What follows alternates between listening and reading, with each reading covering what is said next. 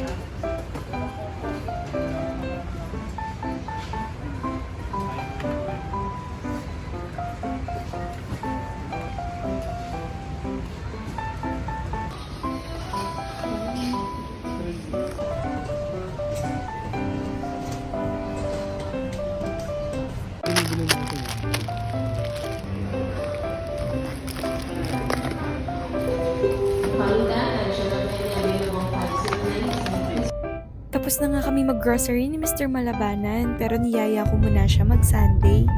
Anyways, ayun lang.